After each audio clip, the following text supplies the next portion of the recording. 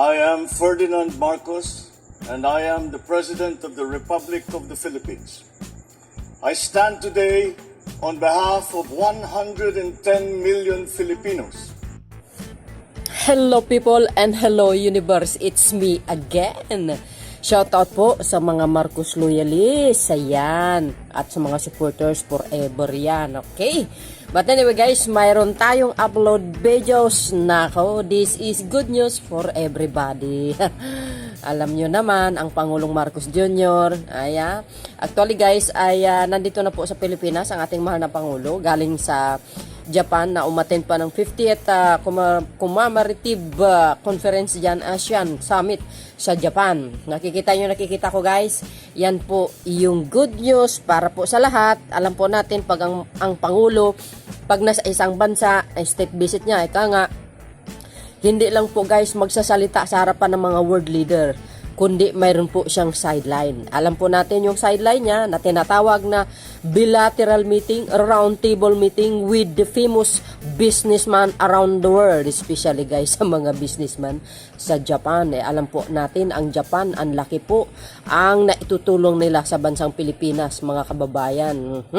Actually, mayroong joint forces po tayo. Nagkaroon po ng sign agreement dyan, but siyempre ang ipapalabas natin dito ngayon mga kababayan, ito po yung kabuuan ng investment mula January hanggang December mga bes, alam po natin billion po yan, at hindi lang po bilyones, ay magkikreate po yan ng maraming trabaho sa bansang Pilipinas. Sinabi na naman ng mga Mantay Marcos, yung mga DDS na dilawan, wala, pledge lang yan. Doon po kayo nagkakamali. Bago po tayo magsalita, mag-research kayo muna, okay? In the past state visit ng ating mahal na Pangulo, 1.7 trillion ang kasalukuyan na nag-invest dito sa Pilipinas. Ang pinakamalaki dyan ay ang bansang Germany. Mag-research po kayo, correct me if I'm wrong, pero much better mag-research kayo. Hindi po pledge yun, 1.7 trillion ang pumasok sa bansa natin. So, ngayon mga kababayan, basahin po natin ang mga investment na nakuha niya sa Japan. Itong, 2 days ago. Okay?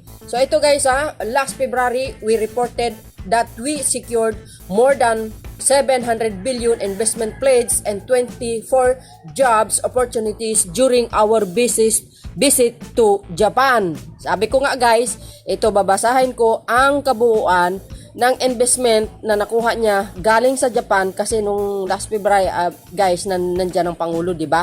Pumunta na naman siya dyan sa Japan. Mula February hanggang December, kabuuan po yan ng investment ng Pangulo. Ngayon guys, sabi dito, I am pleased to say that out of those pledges, 169.7 billion has already been spent. Diba mga bes? Kitang-kita nyo yan. Creating 9,700 job for Filipinos from Japanese investor as of December. Wow, palakpakan natin ating mahal na Pangulo. Yan sa kagaling at katalino. Walang kapareho po yan. Sa lahat ng mga past president, only the Pangulong Marcos Jr. ang mayroong bilateral meeting at syempre roundtable meeting mga bes. Ganyan kagaling yung kanyang skills. Tuloy po natin. Today we receive an additional, ito additional to guys, additional. Today we receive an additional 14.5 billion worth of pledge, bringing our total investment from Japan. Agay. This year to 771.6 billion, which is expected to generate approximately 40,200 job. What the heck? See what I see? Hear what I hear. Ganyan guys, ang kagaling. ng ating mahal na Pangulo. Siguro yung mga darating na mga Pangulo sa takdang panahon gagayahin yan. O, di ba? Pero ang original, ang ating mahal na Pangulo. Pero alam nyo, sa kabila po guys, itong ginagawa ng Pangulong Marcos Jr., naghanap ng paraan para lang magkakaroon ng trabaho ang mamamayang Pilipino. Itong mga investor na ito, not only the foreign investors ang kumita, of course, syempre ang bansang Pilipinas. Alam po natin yan. Now, ngayon guys, makita natin dito yung progress on the business commitments signed during the last visit to Japan in February 2023. Sabi ko nga kanina, ang ipapalabas natin, ang binasa po natin, ang kabuuan ng investment na nakuha ng Pilipinas from February, na kung saan nandoon din ang Pangulo sa Japan and until now. Okay? Sabi po dito guys, progress on the business commitment signed during last visit to Japan in the February 2023. Tingnan nyo ito investment pledge, 169.7 billion. Okay? Tingnan nyo. And, of course, 708.2 billion job opportunities naman. Sabi dito guys ay, ayan, nag-create po siya ng 9,700 jobs. Okay. Wow. Na wow. 24,000 jobs. Sabi po dito uli guys The total investment at pledge and job opportunities from Japan, February and December. Yan nga ang sinabi natin. Kabuuan ito guys sumatotal ito. Lahat-lahat kasama po ngayon. Okay, ang sabi po dito, investment pledge, 777.6 billion. Agay. Job opportunities, 40,200 job. What? Di ba guys? Ano masasabi nyo dito? Sabi ng iba, alam nyo yung iba, kahit sabi nyo, may pinapakita tayo mga original na video, mga original na source, alam nyo, sasabihin nila, hindi totoo yan, pledge lang yan, walang katotohanan. Pues, wag niyong ikumpara si Pangulong Marcos sa mga nagdaan ng mga administrasyon. Yan guys, sa mga investment na nakuha niya, ang akala niyo ba, pinabayaan niya lang? Hindi. Follow up po yan. Pinapalo up yan ng gabinete niya. Siyempre, lalo na si secretary ng DTI, yan, secretary ng NEDA, mga economic things niya. Yan guys ay laging pinapalo up. Yan ang pinakamaganda sa Marcos administration. Hindi nagpababaya kasi kung wala kang wala kang action na ginagawa through follow up sa mga foreign investment, hindi gagalaw mga yan. Kailangan parang like for example, pag hindi mo pukpukin mga yan, hindi gagalaw. So dahil yan sa follow up ng Marcos administration, tuloy. Kasi doon magbibigay ng daan, sasabihin ng mga foreign investment, wow, interesado ito So kailangan natin na makikipag-cooperate or makipag-usap na kailangan ituloy natin ang ating business sa Pilipinas. Ganyan no? Kasi ibig sabihin, pag pinalo up ang isang investor guys, local man or international, doon magkakaroon ng idea. Yung mga taong business man na, wow, ito ay interesado. Tsaka well guys very good destination ang pag-i-invest dito sa Pilipinas. Alam po natin yan. So yan, nakikita nyo. And guys, siyempre, congratulations sa ating mahal na Pangulo. Ngayon mga kababayan, gusto nyong malaman kung magkano po yung currently na investment na kuha ni Pangulong Marcos Jr. So basahin po natin ito guys, kabuuan ito from February to December. So yung ibig sabihin yung currently ngayon kasi dumating ang kagabi ang ating mahal na Pangulo, titingnan po natin ang kanyang nakuha na investment. Wow. Alam nyo, pag sinabi nyong Japan, legit po yan.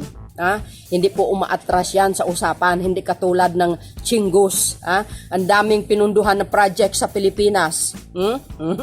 Nakatingga ay umatras sa pagpupundo nila. Ganun sila. Kasi hindi na po si dating Pangulong Duterte ang Pangulo, kaya hindi na nila itinuloy. Pero ganun pa man, sa mga nakatinggang project na yan, guys, ay itutuloy po ng Marcos administration, but syempre naghahanap po ng partners, no, magpupundo niyan. So aabangan po natin yan sa mga susunod na taon. Katulad na po ng 3 railways na bilyones po yun, pinunduhan po ng bansang China, pero umatras po sila. So yun po ang ginagawa ng ating mahal na Pangulong Marcos Jr. Naghahanap na sila ng partner para pupunduhin at itutuloy. Then of course guys, credit po yan sa Marcos administration. Abangan po natin yan sa susunod na mga araw or mga buwan kung kailan. Okay? So ito po guys ang pinaka-currently na investment na nakuha ng ating mahal na Pangulo. Babasahin ko po sa inyo. Okay? So ito mga kababayan, nakikita ko, ito po yung pinaka-currently. Okay? Sabi ng PCO Communication guys, dagdag. Ito dagdag. Ibig sabihin, dagdag yan sa investment itong nakaraan. Dagdag 14.5 billion na halaga ng mga investment ang inaasahan magbibigay ng 15,750 na trabaho para sa mga Pilipino. Wow! Congratulations sa ating mahal na Pangulong Marcos Jr. and of course to all the Filipino who are mag-benefits nito. Syempre, tulad ng sinabi natin, kikita ang Pilipinas, kikita din ang mga investors dito. At kikita ang mga syempre, mga trabahador. Okay? Manpower, kailangan yan Sabi po dito, resulta ito ng opisyal na pagbisita ni Pangulong Ferdinand Marcos Jr. sa Japan. Ito nga, 3 days ago. Pero nandito na ang Pangulo. Okay? Kabilang sa mga sektor, natatanggap ng mga bagong investment ang industriya ng infrastruktura, business process outsourcing, which is BPO, retails at electronics and ship manufacturing. Wow. Okay. So alamin po natin. Ayan Nako. Ayan, pledge and new agreement signed. Wow na wow. Titingnan natin to guys Okay. Ayan. Okay. Ayan. Ano sabi? Pledge and new agreement sign. Ayan. Tingnan natin dito. Ayun. Guys, see? Company. Again. Ayan Basis Conservation and Development Authority, which is ang BCDA. Japan Overseas Infrastructure Investment Corporation for Transport and Urban Development join. Okay? Company po yan, guys Company. Ayan ba yung mga company na mag-invest dito talaga? Susunod pa. Basis Conservation and Development Authority, BCDA, Manila Japanese School, MGS. Wow! Wow na wow. Ayan ito pa isa. Ibiden Corporation. Ayan, ano pa? Japan Aviation Electronics Industry. Wow na wow. Yan po sila mga kababayan. And then, ang type, investor, attraction, business plan. Wow. Sabi po dito, lease agreement, foreign direct investment, electronics manufacturing. Foreign direct investment, electronics manufacturing. From GA Aviation, electronic industry. So ito naman guys ang overview. Overview natin siya. Ang sinabi ng overview, collaboration on studies relevant to the development of new Clark City. Wow. Diba? Diyan sa Clark. And then, sabi po dito, MGS renewed its lease and 4-hectare site at the Bonifacio Global City for another 25 years. What the heck?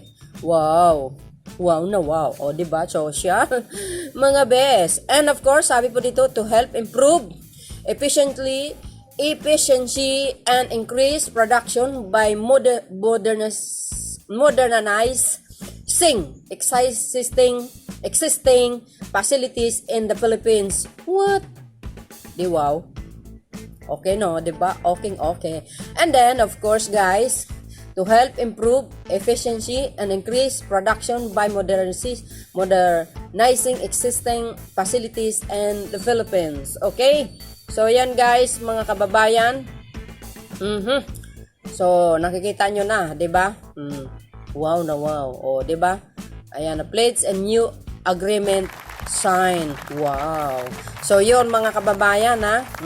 Maraming salamat po sa inyong watching. And of course, congratulations sa ating mahal na Pangulong Marcos. Of course, the, Philippine delegation, especially the economic teams na talagang sinusuportahan ng mahal na Pangulo, and of course sa mga private sector. Nako, talaga naman itong mga private sector malaki po din ang naitulong nila sa bansang Pilipinas. Actually, siyempre mga kababayan, tayong lahat magpapasalamat po tayo. Sana po tulungan po lang natin or suportahan po natin ang gobyernong Marcos kasi lahat naman tayo guys ay makikinabang, sa totoo lang. Tama na po yung mga bangayan sa social media. Malayo pa po ang 2028, okay? Tulungan nyo na lang ang Pangulong Marcos Jr. sapagkat siya po ang hinalal ng taong bayan at ang Pangulo ng Pilipinas. So yung mga atat na atat gustong makaupo, yung mga gusto nilang paupuin, hindi kayo magtatagumpay kung mayroon kayong mga pagbabanta na ibagsak ang Marcos administration. Sa 2028, maghintay na lang po kayo, okay? Dadaan tayo sa election again. But anyway guys, maraming salamat sa inyong pang-watching. Don't forget to like, hit the button bell para lagi kayong update sa aking mga upload videos. Kung gusto nyo isa-subscribe aking channel, why not? Kukunat. Thank you very much sa mga Marcos loyalists, and this is for you guys and supporters. And of course, sa lahat ng mga mayang Pilipino, see you again. Bye, bye, bye, and babush!